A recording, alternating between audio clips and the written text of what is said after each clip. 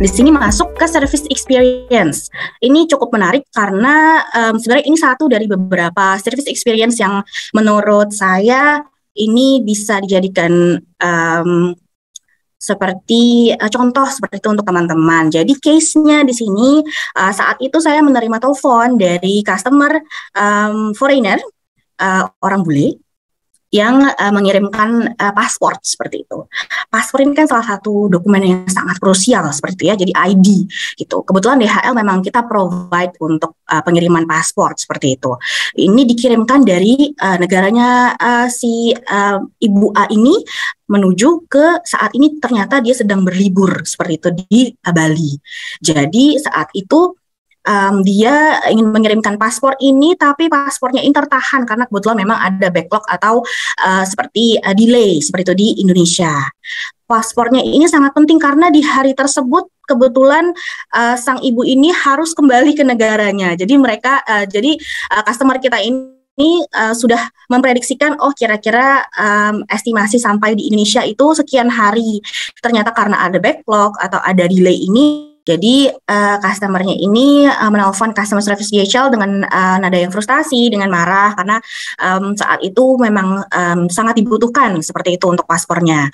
Di satu sisi kita memang sebenarnya kalau untuk sebagai customer service itu di luar kuasa, kita bisa bilang itu di luar kuasa kita sebagai service provider seperti itu kan, karena memang backlog ini terjadi bukan atas kehendak kita juga seperti itu. Namun sebagai representatif dari perusahaan kita harus berusaha menjelaskan secara profesional dengan juga memberikan empati seperti itu kepada customer. Jadi di sini pertama menurut saya sebagai customer service memiliki kemampuan bahasa selain bahasa Indonesia itu penting sekali.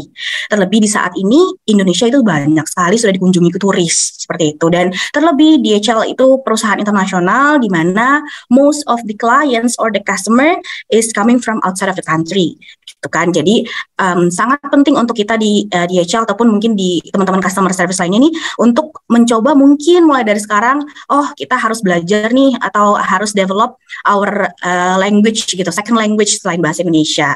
Jadi ini kadang penting sekali karena kita harus bisa untuk menghandle customer seperti ini tuh kita harus bisa menggunakan kosakata vocabulary dan juga positive language seperti itu supaya customer bisa mengerti apa yang ingin kita sampaikan dan tidak ada kesalahpahaman seperti itu. Jadi di sini sebagai customer service saya melihat dulu nih background-nya apa.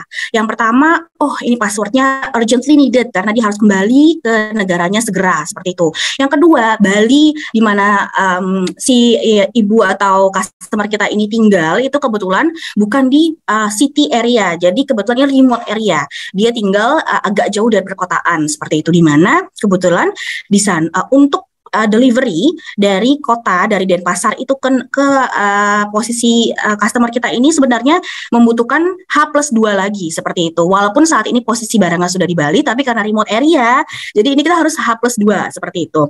Yang ketiga, saya membaca ada critical situation di sini yang dimana sebenarnya kita harus act secepatnya seperti itu. Jadi tidak bisa kita hanya oh iya baik kita akan bantu untuk registerkan atau kita akan bantu buatkan laporan nanti akan di follow up, sebenarnya itu tidak bisa.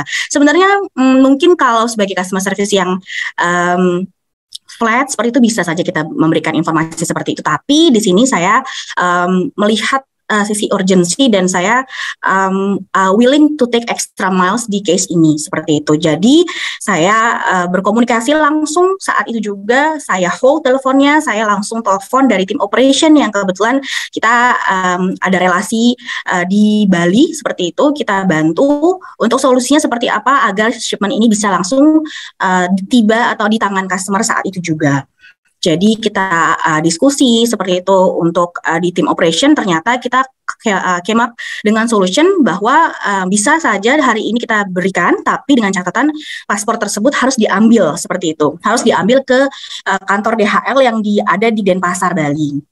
Jadi itu menurut kami adalah salah satu best resolution atau best solution untuk yang sebenarnya win-win solution untuk kita. Seperti itu kita berikan ke customer resultnya seperti apa. Jadi saat itu saya komunikasikan kepada customernya bahwa kita bisa berikan seperti ini, apakah berkenan seperti itu. Ternyata alhamdulillah customernya mau mengerti.